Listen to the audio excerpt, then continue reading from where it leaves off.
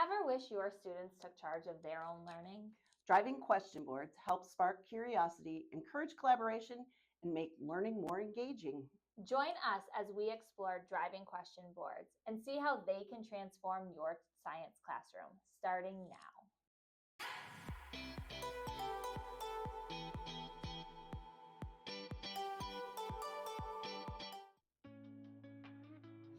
Today we're talking about driving question boards, or DQBs, a dynamic tool that can revolutionize the way students learn science. It reminds me of a KWL strategy I used to use when I was in the classroom. A driving question board is so much more than a KWL. It's essentially a visual tool that captures students' questions and it organizes them around a central overarching question or theme. Typically, they're created after the anchoring phenomena is introduced and students have had a time to try to figure out what it is that they want to know. Think of it as a reference point and a roadmap for learning. It evolves as students learn more and new questions emerge. The best part of a driving question board is that it ensures that students' voices drive the direction of the inquiry. Writers of high-quality instructional materials have thought like students when they put their storyline together. So what's truly amazing is that the questions the students come up with are typically part of your storyline in your unit. Driving question boards offer so many benefits. For one, they promote student ownership. By encouraging students to ask and investigate their own question, it shifts the focus from teacher-led instruction to a more student-centered learning experience. And it encourages collaboration too. The board becomes this shared space where ideas come together. Students work as a team to answer questions, which builds community and teamwork. Not to mention, it makes learning visible.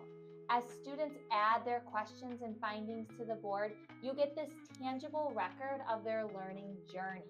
It's a great way to celebrate progress and connect concepts, all connecting back to NGSS, or as I like to refer to it, the next great science steps. To implement an effective driving question board, it's necessary to have a nice juicy phenomenon, something that sparks their interest and curiosity. If a phenomenon is a new concept for you, please look at our previous episode called What's Driving Your Curriculum to learn more. Once you've introduced the phenomenon, the next step is to invite questions. Get students to brainstorm anything and everything they wonder about the topic.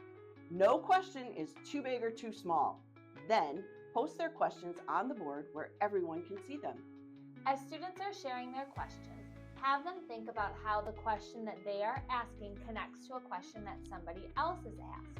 This is going to help you to organize the board and create categories which will help drive your investigations as you're moving through with students. Then prioritize and investigate. Work with students to figure out which question should come first in your investigating. Design activities and experiments or research projects around that flow of questions. Really don't forget to revise and revisit that driving question board. It should really and truly be a living and breathing part of your classroom. It's not meant to be a one and done activity for your students. You should celebrate the questions that are figured out as you go and figure out as a group where you're going to go next. It's really all about keeping that momentum going and building on what students have already figured out. And when I remember KWL charts, I would start really well with the questions, but then they weren't a breathing, living organism. They just kind of got forgotten about. So driving question boards seems like it's a much better way to keep the students going with what you want them to learn. So if you're ready to give driving question boards a start in your classroom, as always, start small. Experiment by introducing a phenomena and have students start to ask questions about what they're wondering. When students know that every question is accepted, they are going to be eager to jump in. You will truly be surprised at how inquisitive they are. Elizabeth, really? Every question? I don't know. I was disappointed with the quality of the questions my students would ask, to be honest. Well, we know that asking questions is a skill. and it is something that is going to take time for students to develop as well. So make sure that you tune in next week to learn more about how to help your students ask better questions. Thanks for tuning into Science Solutions. If you found it useful, share it with a colleague and subscribe to get notified when our next episode comes out.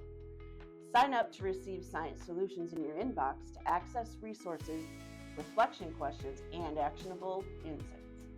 Until next time, keep inspiring your students and making shift happen. You've got this.